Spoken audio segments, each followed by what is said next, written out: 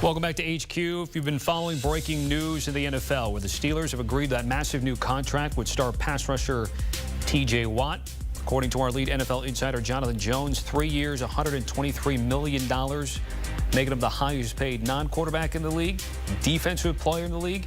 He's a 7-time Pro Bowler, 4-time All-Pro selection, and was the league's Defensive Player of the Year in 2021. Again, in this particular category of highest paid edge rushers, his 41 flat does best Myles Garrett's $40 million AAV. All right, back here with JJ and BMAC here. So, Jonathan, what more can you tell us about how this TJ Watt deal affects someone, let's say, a Micah Parsons moving forward?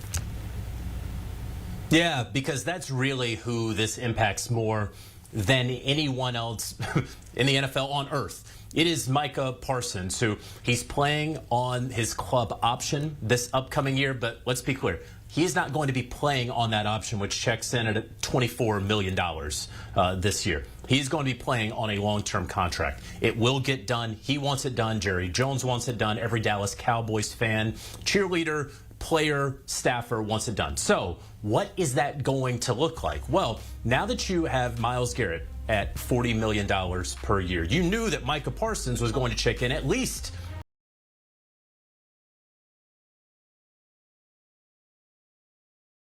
I would say that Micah Parsons' average annual value number probably going to start at 41.5, may get up to 42. I don't know that you can go up to a 45 or something like that. Remember when they had Dak Prescott and they waited and they waited and he far exceeded the quarterback market. He got 60 when the market was around 55.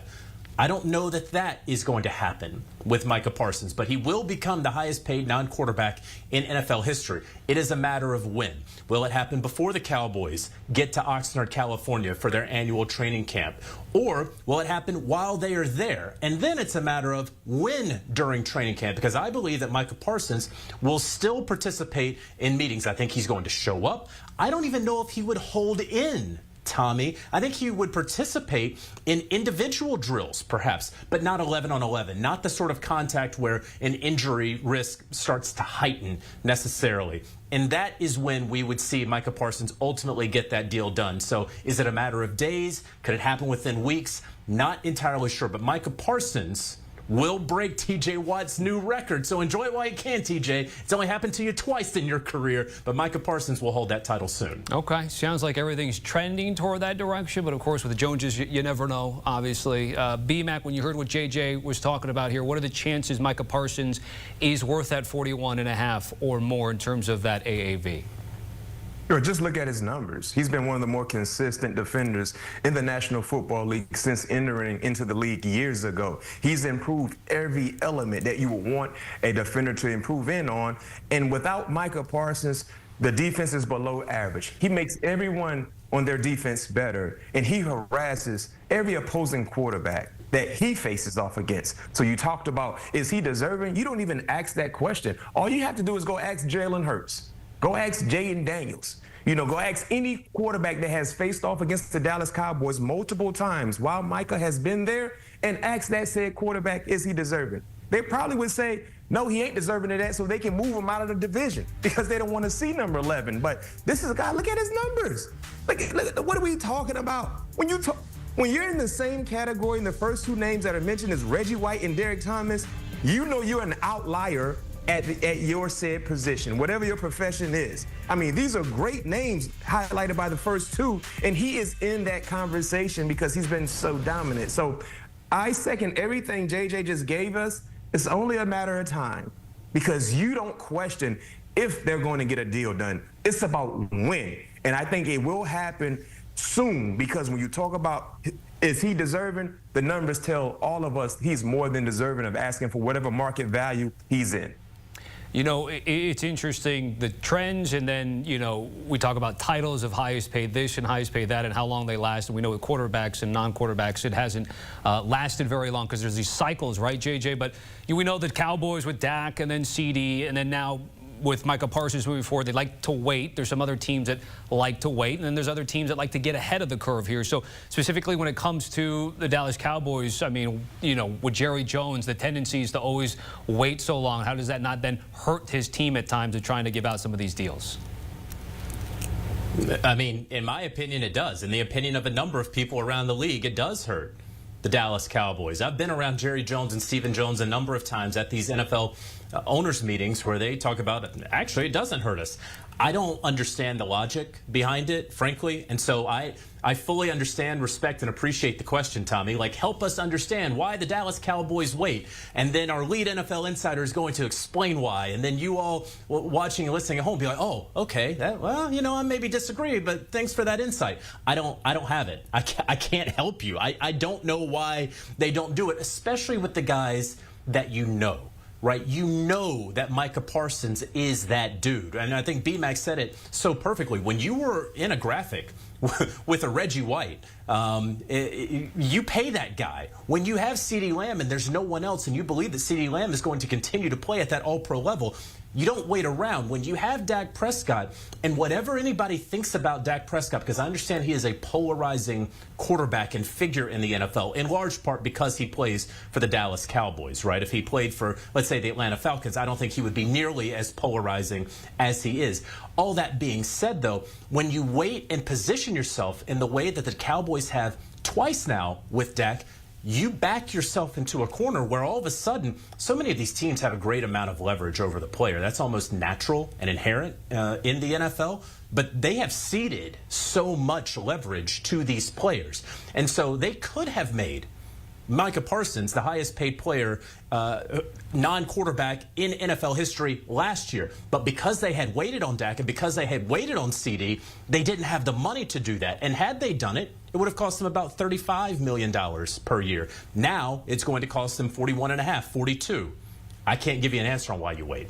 All right, let's get out of the Dallas situation, but let's stay with the pass rushers here. Trey Hendrickson also wants to get paid. I think you've established, of course, that he's not going to get anywhere near what we're seeing with some of these record-breaking deals. But what's the latest you're hearing about him trying to re-up with the Bengals, or what's the latest in the situation with Cincinnati? Yeah, so this could be a legitimate holdout for Trey Hendrickson and the Cincinnati Bengals. And, you know, he's scheduled to be around $21 million this upcoming season. Obviously, that is half of the guys that we're talking about at the top. But I want to be clear. I don't believe the Cincinnati Bengals, I don't believe the rest of the NFL views Trey Hendrickson, though he does have a number of accolades, though he is an incredible pass rusher, and he has the sack numbers to absolutely back it up. He is not the guy that when you see the Bengals on your schedule for that upcoming Sunday, that on Monday you say, how do we game plan away from Trey Hendrickson? How do we make sure that he doesn't completely wreck our entire offensive game plan? And so because of that, he's not going to approach $40 million a year because of his age. And look, T.J. Watt is about the same age as him, but T.J. Watt is an absolute animal, right? Myles Garrett is that kind of guy. Micah Parsons is that sort of game wrecker and game changer. And so you're going to talk about a Trey Hendrickson who, frankly and honestly, his number's in the 30s, right? He's an average run stopper and a very great pass rusher. You can call him elite, and certainly, again, the sack numbers right there certainly prove it. But it's going to be a hard negotiation because of the age, because of how he doesn't impact the game like the two guys right there beside him on that graphic. And then lastly, because of the team that he's on. They have devoted a number of resources, as we well know, to the quarterback Joe Burrow, to the wide receivers Jamar Chase and T. Higgins. And then there is Trey Hendrickson, 31, 32 years old. This isn't a team that is flush with cash. When you talk about of the 32 NFL teams, the Bengals have among probably the bottom 3, bottom 5 least amount of cash available. So they actually literally don't really have the money like a lot of other teams do. So it's a difficult one to project. I don't know that we're going to see a resolution anytime soon. Yeah, JJ laid it out perfectly, B-Max. So give me a final thought here with Hendrickson and Cincy. I don't know what's going on with Cincinnati. I really don't. Trey Hendrickson wanted a deal getting ready for the 2024 season, just like Jamar Chase, right? And he kind of put that aside, became the ultimate professional, not a distraction at all, and just went about his business. And all he did was led the NFL in sacks, right?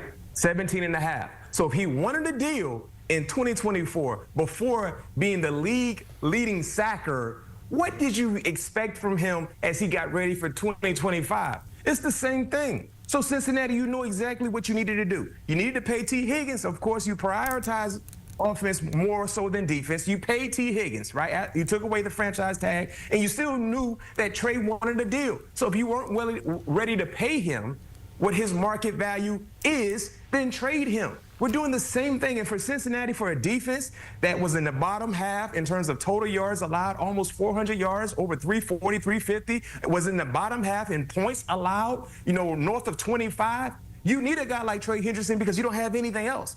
And JJ, you're right. He's not the same defender as a Micah Parsons. He's not the same defender as a TJ Watt. But for Cincinnati, he is their Reggie White. He is their Derek Thomas. So when you know how below average your entire defense has been, it's imperative to have a guy like Trey Hendrickson. But I do not see Trey Hendrickson reporting to camp getting the market value that he expects to get because they're paying too much money to T. Higgins. He's almost getting 30 a year. Jamar Chase is getting 40. Joe Burrow is getting, 55? They don't have the funds. If they can go get some monopoly money, it makes sense. But that doesn't happen in the National Football League. But they have made this bed. So for them, they have to sleep in it, even if they have no sheets.